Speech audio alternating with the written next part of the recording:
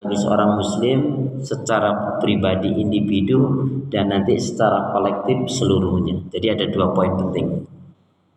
Seorang muslim al-khuriyatu fil Islam, kebebasan atau kemerdekaan dalam Islam itu yang pertama, seorang muslim dia dikatakan telah merdeka secara pribadi manakala seperti yang Rasul nyatakan, ubudullaha wahda wa la tusyriku billahi syai'a. Manakala dia betul-betul sudah gunakan hidup dan kehidupannya untuk ibadah kepada Allah, mengisahkan, mentauhidkannya dan tidak syirik. Dan ini adalah tiket awal menuju surganya Allah. Dan inilah kemerdekaan yang pertama. Karena para nabi dan rasul membawa misi yang sama, ani'budullaha wajtanibut taghut. Surat An-Nahl ayat yang ke-36, surat 16. Walaqad ba'asna fi kulli ummatir rasula ani'budullaha wajtanibut taghut. Sungguhnya telah kami utus pada tiap-tiap umat membawa misi yang sama, mengajak manusia, menyuruh manusia agar melepaskan perbudakan kepada manusia. Cukuplah penghambaan itu hanya kepada Allah Subhanahu wa taala, ya.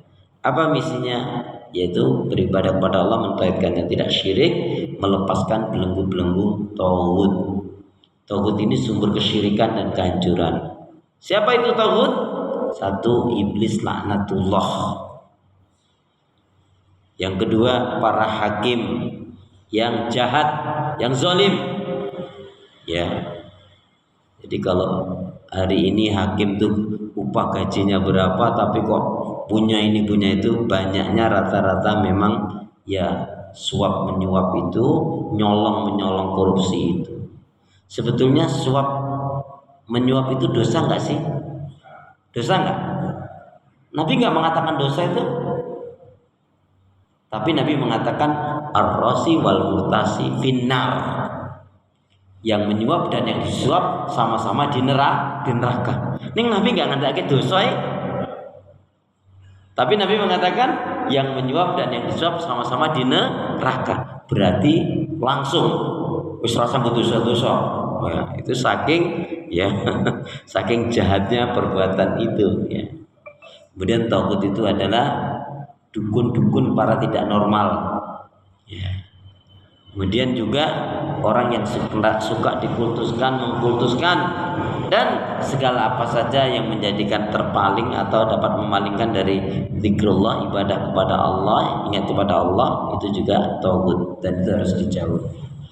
Jadi seseorang baru dikatakan dia merdeka kalau dia hidupnya dia gunakan untuk ibadah, mentauhidkan Allah dan tidak syirik. Yang kita kaitkan dengan iman yang benar. Nah, iman yang benar itu seperti yang Allah nyatakan di dalam surat Al-An'am, surat yang ke-6 ayat yang ke-82, A'udzubillahi minasyaitonir rajim. Alladzina amanu wa lam yalbisu imanahum bidzulmin ulaika lahumul amnu wa hum muhtadun. Orang-orang yang beriman dengan benar itu adalah yang tidak akan mencampur adukan keimanannya dengan kezaliman. Ya, ini syirik. Ya. Syirik ini bisa dalam al-mahabbah, kecintaan yang berlebihan kepada selain Allah. Syirik itu bisa di dalam at-ta'ah, ketaatan yang sangat kepada selain Allah. Atasannya nyuruh memfitnah ulama, memenjarakan ulama, membunuh ulama, nangkap ulama, dia lakukan. Wah, kalau tidak saya lakukan ini, saya tidak naik pangkat, saya dipecat, saya kehilangan pekerjaan. Aduh, gimana nanti anak istri saya? Sementara perintahnya itu melanggar syariat, sementara perintahnya itu tidak benar. Makanya Nabi membatasi la ta'ata li makhluqin fi ma'siyatil khaliq. Tidak ada ketaatan di dalam berbuat kemaksiatan dan dosa kepada Allah. Taat itu fi ma'ruf, at-ta'ah fil ma'ruf. Ketaatan itu dalam kebaikan saja. Nah, saudara seiman, jadi ini yang pertama, orang yang dikatakan merdeka kalau dia hidupnya gunakan untuk ibadah, mentaatkan Allah, lepas belenggu syirik, kemunafikan dan kekafiran. Karena iman yang benar, orang yang beriman dengan benar itu adalah yang tidak akan mencampur adukan keimanannya dengan azulm, yaitu kesyirikan. Penjelasannya terbebas dari kesyirikan, kemunafikan dan kekafiran.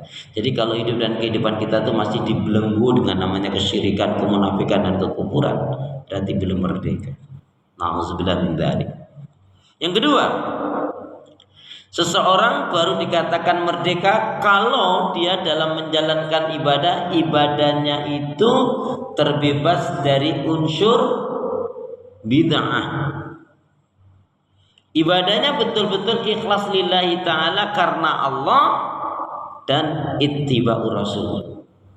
Karena Ibnu Qayyim menyatakan syarat diterimanya ibadah itu ada dua, ikhlas lillahi ta'ala